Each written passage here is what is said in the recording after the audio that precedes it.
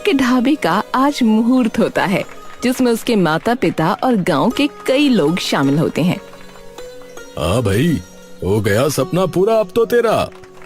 सच में पिछले 5 सालों में इसी की तैयारी कर रहा था तू। पहले तूने होटल मैनेजमेंट करी, फिर नौकरी करी और वो अच्छी चल रही थी, लेकिन फिर तू यहाँ आ गया। ये तो वैसे भी खोल सकता था बिना पढ़ाई किए। उस अंबर को देख, बिना कुछ किए ढाबा खोले बैठा है और बहुत बढ़िया चल रहा है। वो इसलिए पापा क्योंकि यहाँ कोई और ढाबा कभी खुला ही नहीं। अरे नहीं नहीं बेटा, खुला तो था। देख, कई साल पहले खुला था राजू का ढाबा।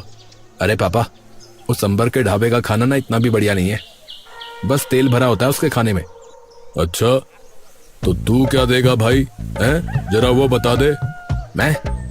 मैं तो खिलाऊंगा जैसे grilled cottage cheese, lentils, spinach वगैरह। अरे अरे रुक जा बेटा, रुक जा। अरे हिंदी में बोल, क्या खिलाएगा? अरे मतलब दाल, पनीर और भी कई सारी चीजें। चलो बढ़िया है। आप बस अपना आशीर्वाद दो ताकि सारा काम ठीक से हो। वो तो हमेशा ही तेरे साथ है बेटा। किशोर का ढाबा अंदर से काफी साफ सुथरा था। बाहर खड़े कई लोग फीता कटने के बाद अंदर तो आते हैं, लेकिन ज्यादा देर तक टिक नहीं पाते। अरे ये कैसी दाल है? सच में निरा पानी है, ना नमक ना मिर्च। अरे यहाँ आना बेटा। किशोर उनके पास आता है। जी बताइए काका। अब बेटा, असल में कुछ अलग तरीके की दाल बनाई है क्या ये? और दाल भी अलग डाली है। अरे उड़द की दाल है काकी ये, और सिर्फ जीरे, नमक और मिर्च में पकी है, जो कि सेहत के लिए बहुत फायदेमंद होती है। ठीक है। किशोर वापस चला जाता है। अरे क्या मरीजों का खाना है ये? आज की बात नहीं आएंगे इस पे। वहीं किशोर के इस नए ढाबे की खबर अंबर चौधरी के कानों तक भी पहुंच जाती है, जिसका ढाबा कई सालों से गांव में था। अरे पिंटू, सुना है नया ढाबा खुला है कोई? हाँ, एक वो चौपाल के पास खुला है। जरा देख कर आते हैं शाम को एक बार कि क्या है और क्या नहीं। ठीक है पापा।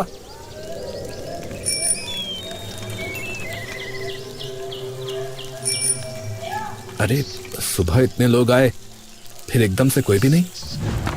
तभी अंबर और उसका बेटा पिंटू वहां आते हैं।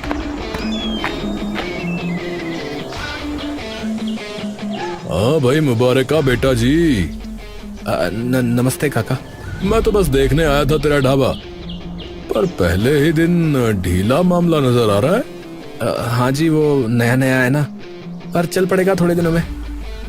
और उसकी आंखों में आंख मिलाकर उसे तीखी नजरों से देखने लगता है। बेटा जी, बहुत फूल हमने इस चमन में खिलते और मुरझाते देखे हैं, तो हवाओं के रुख से थोड़ा संभल के रहना। पर पापा, पहले ही दिन में हालत देखो, ये फूल तो एक हवा के झोंके में ढह जाएगा। चल कोई ना बेटा, ऐसी छोटी मोटी गलती तो सबसे होती है, पर तू समझदार है, सीख जाएगा। अंबर और पिंटू छाती तान कर वहां से चले जाते हैं और किशोर चुपचाप उन्हें खड़ा देखता रहता है। तभी उसकी दुकान पर कुछ गरीब लोग आ जाते हैं। अब बेटा, पूरा दिन हो गया है, हम सब ने कुछ नहीं खाया है। अरे आइए ना काका, बैठिए, इसे अपना ही घर समझिए। सब लोग नीचे बैठने लगते हैं। अरे अरे काका, ये आप लोग क्या कर रहे हैं? ऊपर बैठिए। वो सभी लोग एक दूसरे की ओर देखने लगते हैं और ऊपर बैठ जाते हैं। भगवान तुम्हारा खूब भला करे बेटा। चुक चुक जिए तू लल्ला। किशोर उनके सामने हाथ जोड़कर अपना सर झुका लेता है।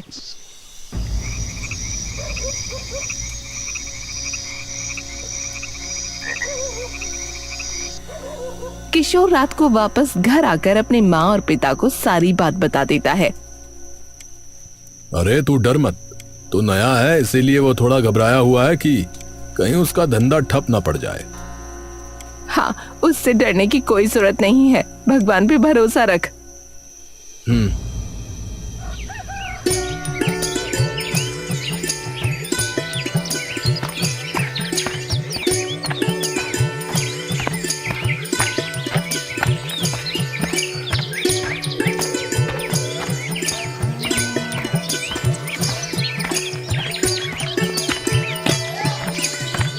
किशोर अपने ढाबे पर जा रहा होता है कि तभी बीच रास्ते में उसकी नजर अंबर के ढाबे पर पड़ती है, जहाँ सुबह सुबह खूब चहल पहल होती है। इसका ढाबा इतना चलता कैसे है? किशोर एकदम से कुछ बेचैन सा हो जाता है और धीरे से उनके ढाबे की रसोई के पास चला जाता है और देखता है कि उनकी रसोई बहुत गंदी हो रखी है। अरे इतनी गंदगी! तभी पीछे से पिंटू आ जाता है। अरे खाना बनाना सीख रहे हो क्या भाई? अरे नहीं नहीं, मैं तो बस यूं ही देख रहा था। हाँ, और यूं ही देखते ही रह जाओगे भैया। किशोर ये सुनकर एक बार फिर से कुछ नहीं बोल पाता और चुपचाप वहाँ से जाने लगता है। तभी उसका ध्यान उनके ढाबे पर बैठे कुछ ग्राहकों पर चला जाता है। अरे ये तो वही है जो कल मेरे ढाबे पर आए थे। किशोर चुपचाप अपने खाली ढाबे की ओर देखता रहता है।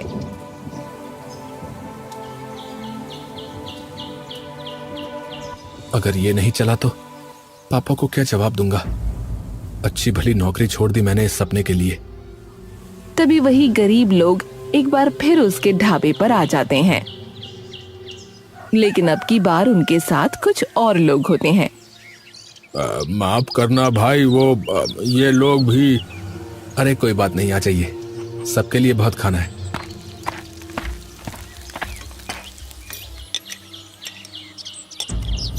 धन्यवाद भैया। किशोर रसोई का कोना कोना बिल्कुल बारीकी से साफ कर रहा होता है कि तभी किसी बर्तन गिरने की आवाज से उसके कान झनझना जाते हैं। किशोर एकदम से पीछे की ओर पलटता है, लेकिन सामने सिर्फ एक बड़ा सा पतीला जमीन पर गिरा उसे नजर आता है। अरे ये कैसे गिरा? किशोर उस पतीले को झुककर उठाता है, लेकिन जैसे ही वो वापस खड़ा होकर सामने की ओर देखता है तो पसीने की एक बूंद तुरंत उसके माथे पर आ जाती है। बेटा जी, ऐसे कैसे ढाबा चलाओगे? कौन हो आप? अरे बेटा डरो मत। आप हो कौन? सब बता दूंगा बेटा, पर पहले शांत तो हो जाओ तुम। किशोर धीरे धीरे शांत होता है। हाँ, अब ठीक है। ठीक है, पहले तुम बताओ कि तुम हो कौन? मैं हूँ राजू, इस गांव में रहा करता था और मेरा भी ढाबा हुआ करता था कभी यहाँ। एक मिनट, आप वो राजू ढाबा वाले राजू हो क्या? आपके बारे में तो पापा ने मुझे कई बार बताया। हाँ, वही वाला। आप भूत बन के यहाँ पर क्यों आए हो? लेकिन 2 दिन से देख रहा हूँ कि तुम अपने ढाबे पे क्या बनाते हो और कैसे देते हो, कितने साफ सुथरे तरीके से काम करते हो, वगैरह वगैरह। लेकिन क्या फायदा, कल दोपहर से मुश्किल से 5 लोग भी नहीं आए। अब बेटा, धंधा करने से पहले ये देखो कि आसपास के लोग वहां के कैसे हैं, उन्हें क्या चाहिए। धंधा सफल वो नहीं होता जहां मालिक अपने मन की चीजें लोगों को देना चाहता है। धंधा कामयाब वही होता है जहां वो लोगों को उनके मन की चीजें देता है, समझे? मतलब? अरे मतलब ये कि तैयार तो इतनी चीजें कर दी लोगों के लिए, पर एक भी चीज ऐसी नहीं है यहाँ जो लोगों को चाहिए हो। अरे ये देसी लोग हैं गांव के बेटा जी, इन्हें चाहिए घी में डूबी रोटी, तड़के वाली दाल, शाही पनीर, पालक पनीर। और तुम क्या दे रहे हो? पालक और मक्के के दाने। पर ये सभी सेहत के लिए फायदेमंद है, इसलिए उन्हें ये खाना चाहिए। बेटा जी, ये गांव के लोग हैं, इनकी सेहत का ध्यान रखने के लिए इनके खेत बहुत हैं। बेटा, सारे लोग ज्यादातर यहाँ किसान और मजदूर हैं। पूरा दिन वो मेहनत करते हैं, तो उनको चाहिए पूरा आहार। तुम अपने नहीं, इनके दिमाग से सोचो जरा। किशोर कुछ देर तक गहरी सोच में डूब जाता है। क्या हो गया? वो मुझे घर जाना है, घर जाके सोचता हूँ इस बारे में। किशोर बिना कुछ कहे वहां से अपने घर चला जाता है।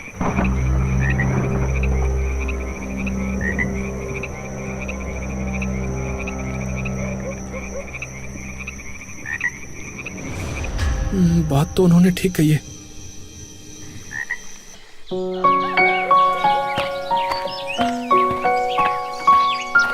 किशोर सुबह जल्दी उठकर अपने ढाबे पर चला जाता है और जाकर रसोई में इधर उधर देखने लगता है। किसे ढूंढ रहे हो बेटा? अरे भगवान, अरे अरे बता के आया करो चाचा। अच्छा जी मास्टर साहब, अच्छा। दरअसल मैंने सोचा जो आपने कल बोला था ना, पर अगर मैं ये सब चीजें बनाता भी हूँ तो लोग मेरे ढाबे पर क्यों आएंगे? उस अंबर के ढाबे पे ये सभी चीजें बन तो रही हैं, मैं क्या अलग दूंगा उन्हें? अलग? अलग होगा स्वाद और सादापन। उसके ढाबे पर एक तो गंदगी में खाना बनता है और आधा सामान तो मिलावटी इस्तेमाल करता है पैसे बचाने के लिए। तो तुम उन्हें शुद्ध और स्वादिष्ट खाना दोगे बेटा, जिससे कि उनकी सेहत को भी फायदा होगा, जो कि तुम चाहते ही थे। पर कैसे? शुद्ध घी में बनाया खाना, एकदम स्वादिष्ट। दिन भर की मेहनत के बाद जब कोई किसान आए तुम्हारे ढाबे पर, तो आहार पूरा मिलना चाहिए उसे। हाँ, सही कहा आपने। तो फिर अभी से शुरू कर देता हूँ। पर कोई एक चीज तो होनी चाहिए ना जो मेरे ढाबे की खासियत हो, समझ रहे हो? अरे होगी भाई, होगी। क्या? पालक पनीर। किशोर ये सुनते ही मुस्कुराने लगता है। थोड़ी देर बाद, अरे कंजूसी मत कर और घी डाल, वे अपने आप पचा लेंगे अपने खेतों में। पहले तो बेटा जी तुम रोटी खाओ और जान लगाओ थोड़ी। देखो अभी भी आधे टुकड़े साबुत हैं। हे भगवान, आपने तो पसीने निकलवा दिए। तो बेटा जी ऐसे ही पसीने बहाकर चलेगा ये ढाबा। हाँ, थोड़ी देर में सारा खाना बनकर तैयार हो जाता है। क्या फायदा, नाम तो वैसे ही बदनाम हो रखा है, तो कौन ही आएगा आज भी। अरे तो बाहर जाओ और खींच के लाओ। कौन? मैं? अरे और नहीं तो क्या, मैं। ढाबा तुम्हारा ही है ना। पर मैं बोलूंगा क्या? अरे पहले बाहर चलो, फिर मैं बता दूंगा।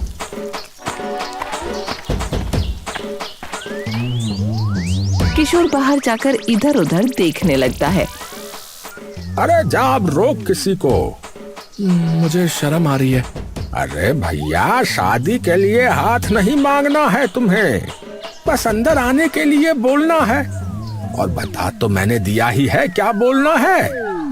किशोर तभी जाकर वहां से गुजरते कुछ लोगों को रोक लेता है। अरे भाई साहब आइए ना, नया ढाबा खुला है, बढ़िया स्वादिष्ट खाना खाइएगा। अरे नहीं नहीं भाई, तोहार खाना तो बहुत फीका होता है। हाँ, अरे अब नहीं है, सब बदल दिया भाई।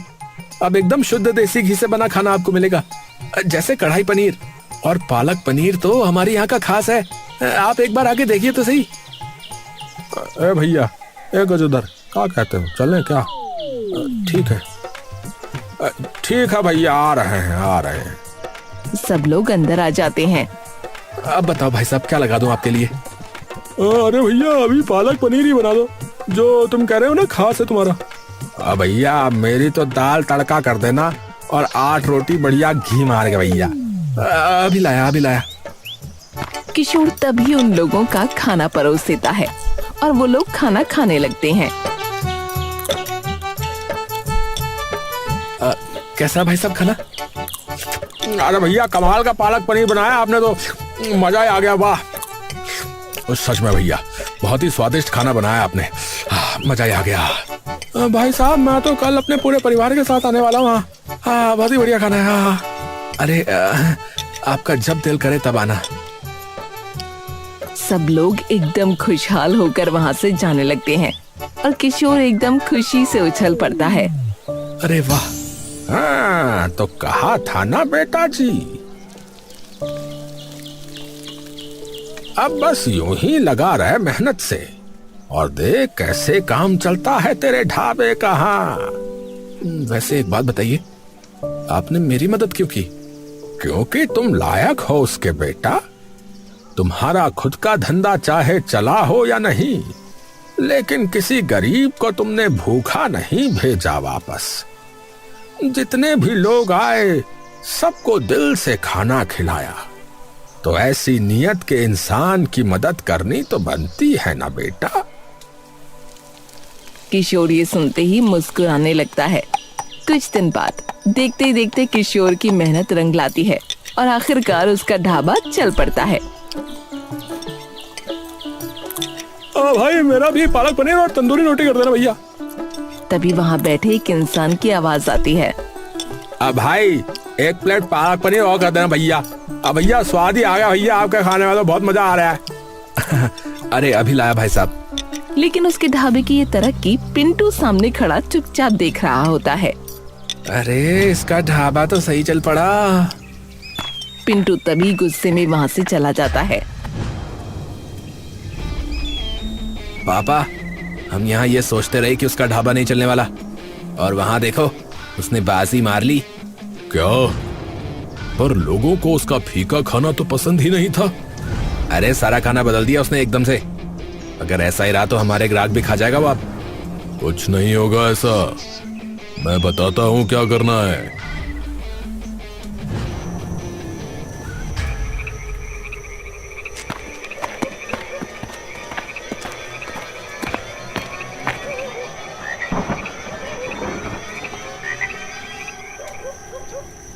वो सभी रसोई के अंदर घुस जाते हैं और इधर उधर देखने लगते हैं। तभी जोर से राजू की बस आवाज उन्हें आती है। निकल जाओ यहाँ से, मुझे पता है तुम क्यों आए हो। वो सभी डर कर इधर उधर देखने लगते हैं। कौन है बे? कौन है यहाँ? अपने पिताजी को बोलियो कि अब ये पैतरे नहीं चलने वाले।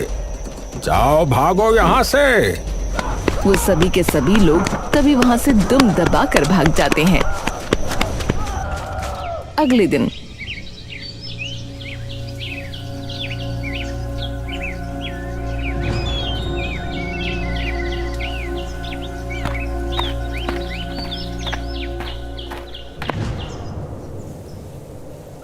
ये क्या हुआ? चिंता मत करो, कुछ नहीं हुआ है। कुछ लोग आए थे लेकिन मैंने भगा दिया। कौन लोग? वही जिन्होंने मेरा ढाबा भी बंद कर दिया था। अंबर का बेटा और उसके साथ 2 लोग। पर वे क्यों आए थे? तुम्हारे खाने के सामान में मिलावट करने के लिए, ताकि तुम्हारे ढाबे का नाम गांव में बदनाम हो जाए बेटा।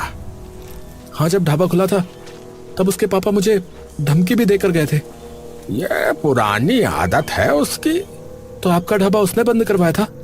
हाँ, जब मैंने अपना ढाबा खोला था तो वो भी शुरुआत में खूब चला, लेकिन जब अंबर के ग्राहक कम हो गए तो उसने एक दिन न जाने कैसे मेरे खाने के सामान में मिलावट करवा दी, जिसकी वजह से लोगों को खूब दिक्कत आ गई। उन्होंने जाके मेरी फरियाद सरपंच से कर दी और फिर मेरा सिर्फ ढाबा बंद नहीं हुआ, बल्कि मेरे और मेरे परिवार को इस गांव से निकाल दिया गया। और गरीबी की हाय मुझे ऐसी लगी कि कुछ सालों में मैं भी। हे भगवान, पर चिंता मत करो, अब वो तुम्हारा कुछ नहीं बिगाड़ पाएगा, क्योंकि अब तो मैं तुम्हारे साथ हूँ। पहले तो उससे मैं बात करूंगा कि चाहता क्या है। अंबर बैठा है और उसका बेटा खड़ा है। क्या? पर ऐसा कैसे हो सकता है? अरे मैं झूठ नहीं बोल रहा हूँ पापा, वहाँ सच में कोई था। तभी वहाँ किशोर घुस आता है। हाँ भाई, बहुत शौक है दूसरों के ढाबे में घुसने का। ओए, तू अंदर कैसे आया? पहले ये बता कि तू अंदर कैसे घुसा। आगे से अपने बेटे को समझा के रखना, वरना अगर ऐसी हरकत करी तो अगली बार सीधा पुलिस के पास जाऊंगा। किशोर बिना किसी की एक बात सुने वहाँ से वापस चला जाता है। तू तो कह रहा था कि तुझे किसी ने नहीं देखा, फिर उससे कैसे पता चला? अरे हाँ, तो सच में नहीं देखा था, पर मुझे नहीं पता इसे कैसे पता चला। कुछ भी हो, पर इस कल के आए छोरे की इतनी हिम्मत कैसे हो गई कि ये हमारे ढाबे पे घुस के हमें धमका के चला गया। अब तो जा, इसे मैं अपने आप देख लूंगा। चौबीस घंटे उसके ढाबे पर नजर रखनी है, हर चीज पता करनी है। हो जाएगा मालिक, आप चिंता मत करो। अगले दिन वो सब दिन रात अब किशोर के ढाबे पर बैठ उसकी निगरानी करने लगते हैं। कुछ दिनों बाद रात लगभग होने ही वाली होती है और रसोई में जाकर बर्तन धोने लगता है, जहाँ राजू भी खड़ा है। काम बहुत बढ़ गया है, अब लगता है कि 2-4 लोग रखने ही पड़ेंगे काम पे। वो तो है ही, वरना अकेले संभलेगा नहीं तुझसे। थोड़ा बहुत हाथ आप भी बटा लिया करो। बेटा जी, गुरु शिष्य को राह दिखाता है, हाथ नहीं बटाता उसका।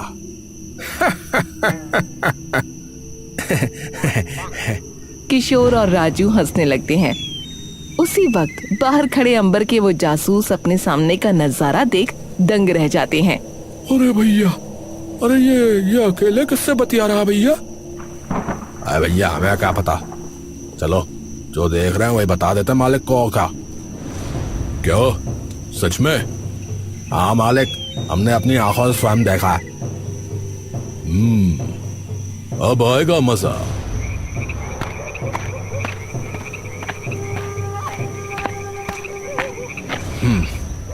इन्हीं का इंतजार था। हाँ भाई, बहुत चला लिया ढाबा, अब इसे बंद करके चलता बन यहाँ से। ओहो, मैं तो डर ही गया। आखिरी चेतावनी है, फिर मत बोलियो कि मैंने बताया नहीं। मुझे सब पता है कि कौन सा भूतिया ढाबा चला रहा है तू। ये बात अगर लोगों को पता लगी तो कोई नहीं आएगा तेरे इस ढाबे पे। किशोर कुछ देर चुप रहता है।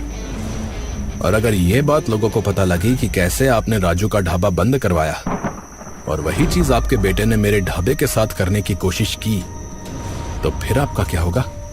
हाँ, किया मैंने और मेरे बेटे ने ये सब, पर ये बात तेरी मानेगा कौन? कौन मानेगा? वक्त आने पे सब पता लग जाएगा।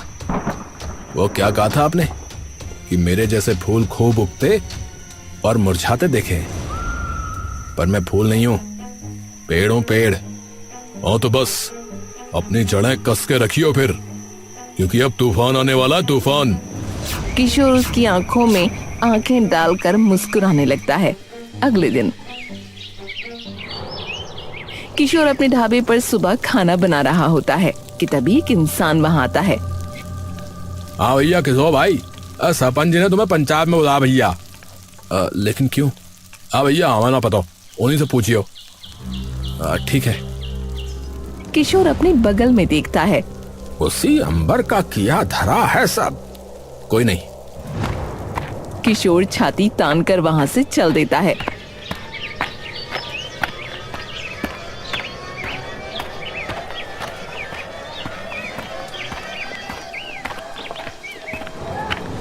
तुझे पता है भाई किशोर, तुझे क्यों बुलाया है? नहीं जी। क्योंकि हमारे अंबर भाई का ये मानना है कि आप अपने ढाबे में टोना टोटका करते हो। जिन्हें हम नहीं देख सकते हैं उन्हें आप देख सकते हो और उनसे बात भी कर सकते हो। ये सुनते ही सब लोगों की आंखों में डर छा जाता है। बिल्कुल झूठ है सरपंच जी। अरे बाकी के लोगों से पूछ लो। हाँ सरपंच जी, हमने देखा था इन्हें बात करते। हाँ सरपंच जी, यहाँ से रहते हैं। अरे कोई सबूत है इसका कि तुमने देखा था?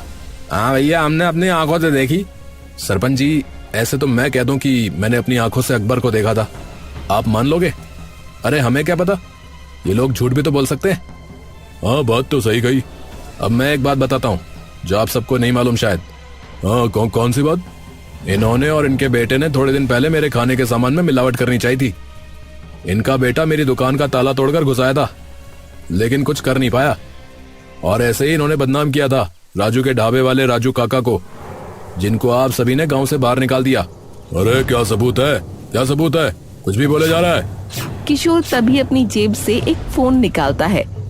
ये है मोबाइल, मेरे शहर वाले दोस्त ने मुझे तोहफे में दिया था। इसमें पता है लोगों की बातें हम रिकॉर्ड कर सकते हैं। मतलब? किशोर वॉइस रिकॉर्डिंग ऑन करता है। सरपंच जी कुछ बोलो। मैं क्या बोलूं? बहुत है। किशोर उन्हें वो वॉइस रिकॉर्डिंग सुना देता है। अरे वाह, ये तो कमाल है ना? अब इसी में मैंने कल शाम को भी एक चीज रिकॉर्ड करी थी, सुनाओ? सुनाओ। किशोर पिछले दिन हुई अपनी और अंबर की बात उन सभी के सामने चला देता है। और अगर ये बात लोगों को पता लगी कि कैसे आपने राजू का ढाबा बंद करवाया और वही चीज आपके बेटे ने मेरे ढाबे के साथ करने की कोशिश की, तो फिर आपका क्या होगा? हाँ किया मैंने, और मेरे बेटे ने ये सब। पर ये बात तेरी मानेगा कौन मानेगा? वक्त आने पे सब पता लग जाएगा। ये सुनकर सब गांव वाले चौंक जाते हैं। ओह, तो तूने किया था वो सब? अरे उस बेचारे निर्दोष और उसके पूरे परिवार को हमने बाहर निकाल दिया और तू चुपचाप देखता रहा। अब तू निकल यहां से, जा यहां से। इसकी कोई जरूरत नहीं है। अंबर जी जरा अपने ढाबे पे जाके देखिए, मैंने एक तोहफा भेजा है। अंबर तभी वहां से डर के मारे भाग जाता है।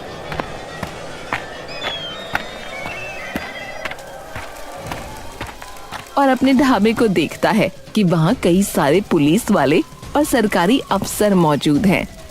पिंटू वहीं खड़ा रोने लगता है। अरे क्या हुआ साहब? देखिए हम खाद्य विभाग से हैं और आपके ढाबे पे हर सरकारी नियम का उल्लंघन हुआ है।